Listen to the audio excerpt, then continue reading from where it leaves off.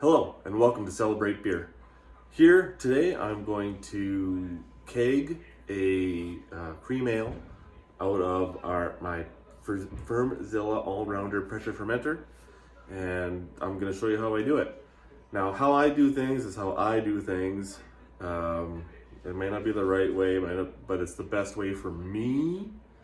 It's how I try and keep everything sterile and clean, and how I like to do things. So if you have any suggestions on how I can better do things, I would like to hear them. Or if I see something that you think is good, take it, use it, have a good time. It's all about beer. Relax, have a home brew, and let's get into it. Okay, so here I have my transfer line and my ball lock connection ends. So what I like to do is I like to take my Star San sanitizer and spray it into the line and get it all over the floor and such. But I like to fill up the line as much as possible with Star San. Spray the ends, stick them on. It's hard to do this, not over sink.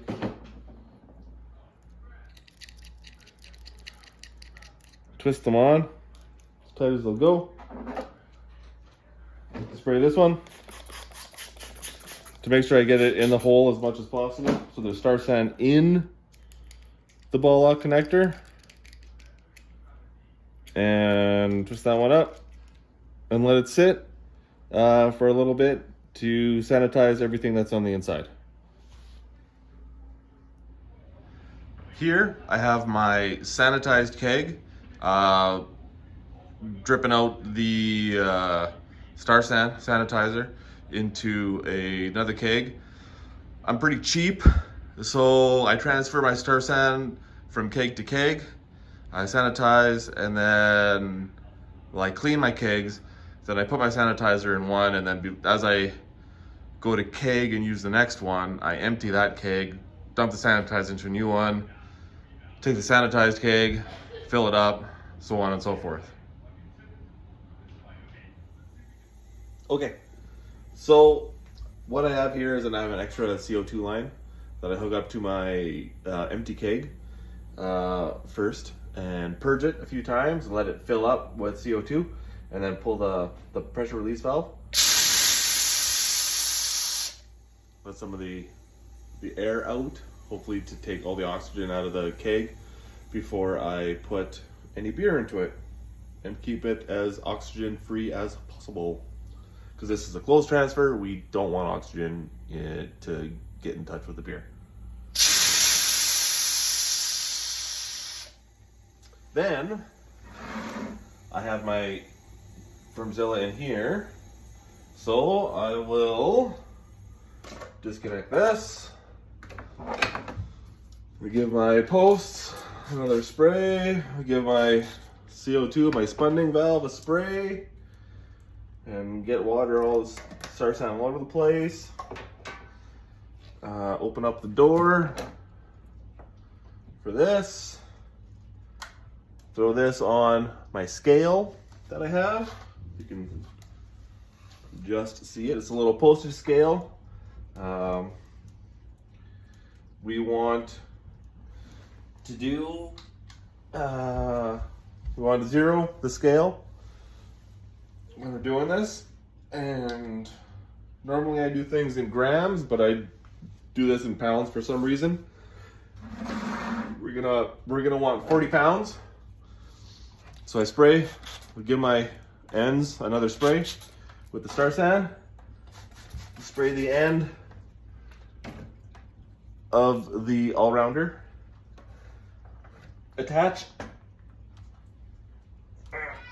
the transfer line.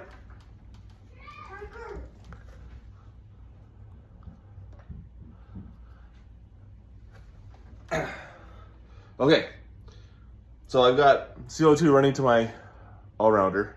Now I've got this transfer line hooked up, but there's Star San in the line, and I don't want to put that in my beer, in my keg.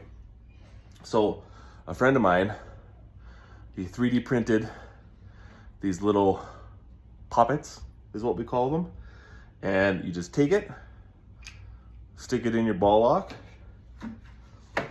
give it a little push, and it opens up, beer comes out, it pushes the valve in, get some beer out, so there's beer in the line now, and then attach this to the keg, zero, oh, it's already filling, and away we go. Now we wait for the keg to hit 40 pounds.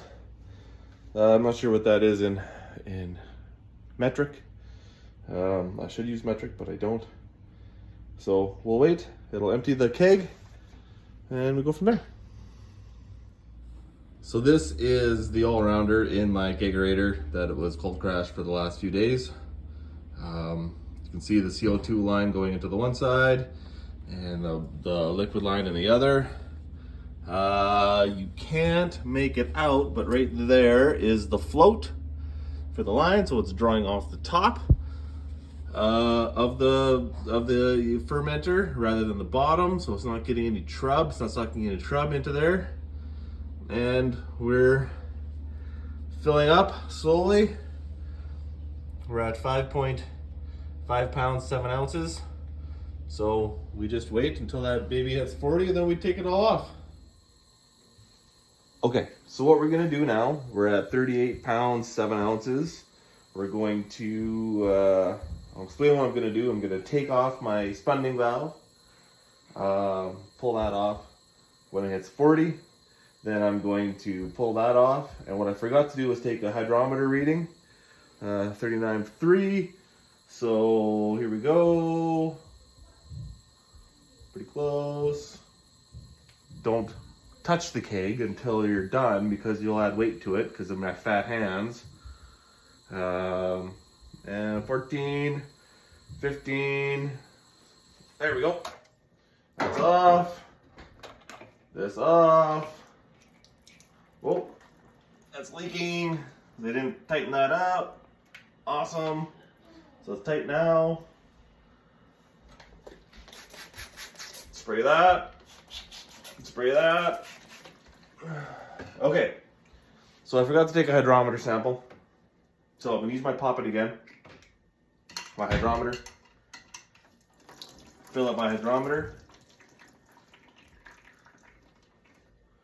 And it's mostly foam.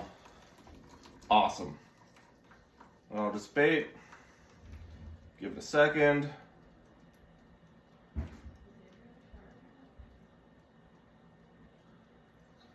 Add a little more. Push the foam out. Now that I got the keg full, this is all just excess beer anyways. So, there, I got a hydrometer sample. My hydrometer is floating, but the sample is carbonated. So, I don't really trust it. So I'm gonna set this aside. What I usually do is I wait 24 hours. I let it sit there for about 24 hours and let the carbonation come out of it. But what I also do is there's probably another 1, 2, maybe 3 liters of beer left in the all-rounder. So I leave it in the kegerator for a while with my poppet and a glass. Oh yeah, baby. I'll take myself a sample, and it's a little darker than I wanted it to be for a cream ale, but it was not the cream ale recipe I should have used. I messed it up a little bit. Put the poppet there. Put the supply line back in there. And we have a glass of beer from the keg.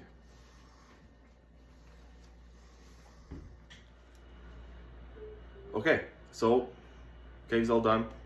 I got a beer. I'm happy. Smells like beer. That's good. Haven't tried this batch yet.